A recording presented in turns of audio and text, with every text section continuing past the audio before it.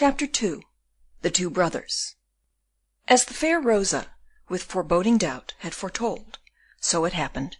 Whilst John de Witt was climbing the narrow winding stairs which led to the prison of his brother Cornelius, the burghers did their best to have the troop of Tilly, which was in their way, removed. Seeing this disposition, King Mob, who fully appreciated the laudable intentions of his own beloved militia, shouted most lustily, "Hurrah for the burghers!" As to Count Tilly, who was as prudent as he was firm, he began to parley with the burghers, under the protection of the cocked pistols of his dragoons, explaining to the valiant townsmen that his order from the States commanded him to guard the prison and its approaches with 3 companies. "Wherefore such an order? Why guard the prison?" cried the Orangists. "Stop," replied the Count. "There you ask me again more than I can tell you. I was told, guard the prison, and I guard it. You, gentlemen, who are almost military men yourselves, you are aware that an order must be gainsaid. But this order has been given to you that the traitors may be enabled to leave the town." "Very possibly, as the traitors are condemned to exile," replied Tilly. "But who has given this order?" "The States, to be sure." "The States are traitors." "I don't know anything about that." "And you are a traitor yourself." "I?" "Yes, you." "Well, as to that, let us understand each other, gentlemen. Whom should I betray? The States? Why, I cannot betray them whilst being in their pay. I faithfully obey their orders." As the Count was so indisputably in the right that it was impossible to argue against him, the mob answered only by redoubled clamour and horrible threats, to which the Count opposed the most perfect urbanity. "Gentlemen," he said, "uncock your muskets.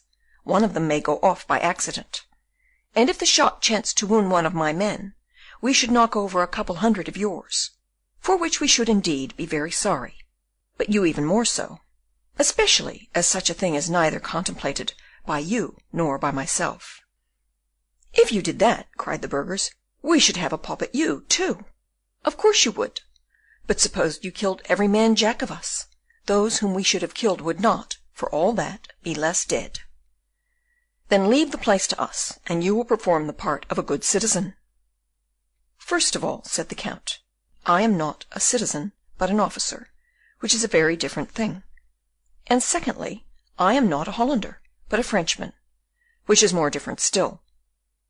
I have to do with no one but the States, by whom I am paid. Let me see an order from them to leave the place to you, and I shall only be glad to wheel off in an instant, as I am confoundedly bored here." "Yes, yes," cried 100 voices, the din of which was immediately swelled by 500 others. "Let us march to the town hall. Let us go and see the deputies. Come along, come along." "That's it," Tilly muttered between his teeth, as he saw the most violent among the crowd turning away.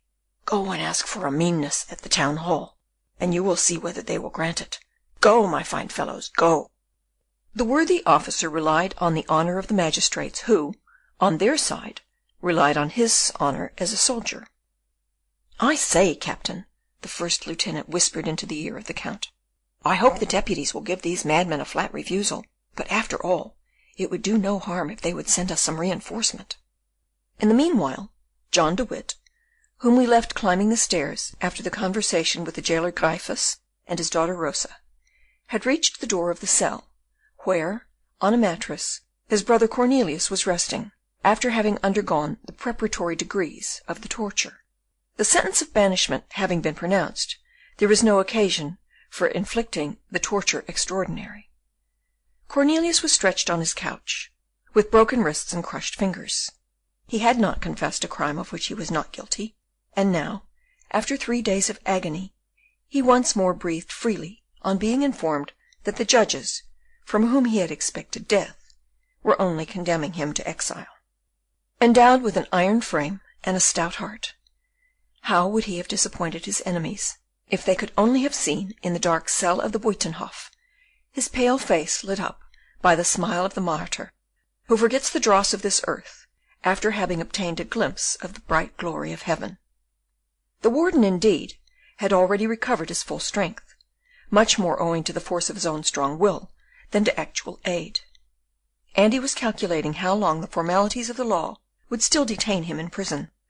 This was just at the moment when the mingled shouts of the burgher guard and of the mob were raging against the two brothers, and threatening Captain Tilly, who served as a rampart to them. This noise, which roared outside the walls of the prison, as the surf dashing against the rock, now reached the ears of the prisoner. But, threatening as it sounded, Cornelius appeared not to deem it worth his while to inquire after its cause, nor did he get up to look out of the narrow grated window, which gave access to the light and to the noise of the world without. He was so absorbed in his never-ceasing pain that it had almost become a habit with him. He felt with such delight the bonds which connected his immortal being with his perishable frame gradually loosening, that it seemed to him as if his spirit, freed from the trammels of the body, were hovering above it, like the expiring flame which rises from the half-extinguished embers. He also thought of his brother, and whilst the latter was thus vividly present to his mind, the door opened, and John entered, hurrying to the bedside of the prisoner, who stretched out his broken limbs and his hands tied up in bandages toward that glorious brother, whom he now excelled, not in services rendered to the country, but in the hatred which the Dutch bore him. John tenderly kissed his brother on the forehead, and put his sore hands gently back on the mattress. "Cornelius, my poor brother, you are suffering great pain, are you not?" "I am suffering no longer since I see you, my brother. Oh, my poor dear Cornelius, I feel most wretched to see you in such a state. And indeed, I have thought more of you than of myself, and whilst they were torturing me, I never thought of uttering a complaint, except once, to say, 'Poor brother!' But now that you are here, let us forget all. You are coming to take me away, are you not?" "I am. I am quite healed. Help me to get up, and you shall see how I can walk." "You will not have to walk far, as I have my coach near the pond, behind Tilly's dragoons." "Tilly's dragoons! What are they near the pond for?" "Well," said the Grand Pensionary with a melancholy smile, which was habitual to him, "the gentlemen at the town hall expect that the people at the Hague would like to see you depart, and there is some apprehension of a tumult." "Of a tumult?" replied Cornelius, fixing his eyes on his perplexed brother. "A tumult?" "Yes, Cornelius." "Oh, that's what I heard just now," said the prisoner, as if speaking to himself. Then turning to his brother, he continued, "Are there many persons down before the prison?" "Yes, my brother, there are." "But then to come here to me—" "Well?" "How is it that they have allowed you to pass?" "You know well that we are not very popular, Cornelius," said the Grand Pensionary with gloomy bitterness. "I have made my way through all sorts of by-streets and alleys." "You hid yourself, John."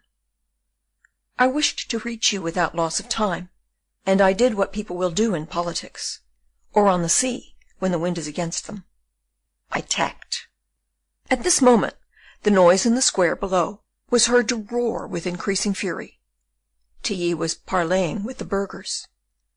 "Well, well," said Cornelius, "you are a very skilful pilot, John, but I doubt whether you will as safely guide your brother out of the Buitenhof in the midst of this gale, and through the raging surf of popular hatred, as you did the fleet of Van Tromp past the shoals of the Scheldt to Antwerp." "With the help of God, Cornelius, we'll at least try," answered John. "But first of all, a word with you." "Speak." The shouts began anew. "Hark, hark!" continued Cornelius. "How angry those people are! Is it against you or against me?" "I should say it is against us both, Cornelius. I told you, my dear brother, that the Orange party, while assailing us with their absurd calumnies, have also made it a reproach against us that we have negotiated with France. What blockheads they are! But indeed they reproach us with it. And yet, if these negotiations had been successful, they would have prevented the defeats of Ries, Orsay, Wesel, and Rheinberg. The Rhine would not have been crossed, and Holland might still consider herself invincible in the midst of her marshes and canals. All this is quite true, my dear Cornelius, but still more certain it is that, if at this moment our correspondence with the Marquis de Louvois were discovered, skilful pilot as I am, I should not be able to save the frail bark which is to carry the brothers de Witt and their fortunes out of Holland. That correspondence which might prove to honest people how dearly I love my country, and what sacrifices I have offered to make for its liberty and glory, would be the ruin of us if it fell into the hands of the Orange party. I hope you have burned the letters before you left Dort to join me at the Hague. My dear brother, Cornelius answered, your correspondence with Monsieur de Louvois affords ample proof of your having been of late the greatest, most generous, and most able citizen of the 7 United Provinces. I rejoice in the glory of my country, and particularly do I rejoice in your glory, John. I have taken good care not to burn that correspondence. Then we are lost, as far as this life is concerned, quietly said the Grand Pensionary, approaching the window. No, on the contrary, John, we shall at the same time save our lives and regain our popularity. But what have you done with these letters? I have entrusted them to the care of Cornelius van Baerle, my godson, whom you know, and who lives at Dort. Poor honest van Baerle, who knows so much, and yet thinks of nothing but flowers, and of God who made them. You have entrusted him with this fatal secret. It will be his ruin, poor soul. His ruin? Yes, for he will either be strong or he will be weak. If he is strong, he will, when he hears of what has happened to us, boast of our acquaintance. If he is weak, he will be afraid on account of his connection with us. If he is strong, he will betray the secret by his boldness. If he is weak, he will allow it to be forced from him. In either case he is lost, and so are we. Let us therefore fly as long as there is still time. Cornelius de Witt raised himself on his couch, and grasping the hand of his brother, who shuddered at the touch of his linen bandages, replied, Do I not know my godson? Have I not been able to read every thought in Van Baerle's mind, and every sentiment in his heart? You ask whether he is strong or weak. He is neither the one nor the other, but that is not now the question. The principal point is that he is sure not to divulge the secret, for the very good reason that he does not know it himself. John turned round in surprise. You must know, my dear brother, that I have been trained in the school of that distinguished politician, John de Witt, and I repeat to you that Van Baerle is not aware of the nature and importance of the deposit which I have entrusted to him. Quick, then, cried John, as there is still time, let us convey to him directions to burn the parcel. Through whom? Through my servant Craeke, who was to have accompanied us on horseback, and who has entered the prison with me to assist you downstairs. Consider well before having those precious documents burnt, John. I consider, above all things, that the brothers de Witt must necessarily save their lives, to be able to save their character. If we are dead, who will defend us? Who will have fully understood our intentions? You expect, then, that they would kill us if those papers were found? John, without answering, pointed with his hand to the square, whence, at that very moment, fierce shouts and savage yells made themselves heard. Yes, yes, said Cornelius. I hear these shouts very plainly, but what is their meaning? John opened the window. Death to the traitors! Howled the populace. Do you hear now, Cornelius? To the traitors! That means us, said the prisoner, raising his eyes to heaven and shrugging his shoulders. Yes, it means us, repeated John. Where is Craeke? At the door of your cell, I suppose. Let him enter, then. John opened the door. The faithful servant was waiting on the threshold. Come in, Craeke, and mind well what my brother will tell you. No, John, it will not suffice to send a verbal message. Unfortunately, I shall be obliged to write. And why that? Because Van Baerle will neither give up the parcel nor burn it without a special command to do so. But will you be able to write, poor old fellow? John asked, with a look on the scorched and bruised hands of the unfortunate sufferer. If I had pen and ink, you would soon see, said Cornelius. Here is a pencil, at any rate. Have you any paper? For they left me nothing. Here, take this Bible, and tear out the fly-leaf. Very well, that will do.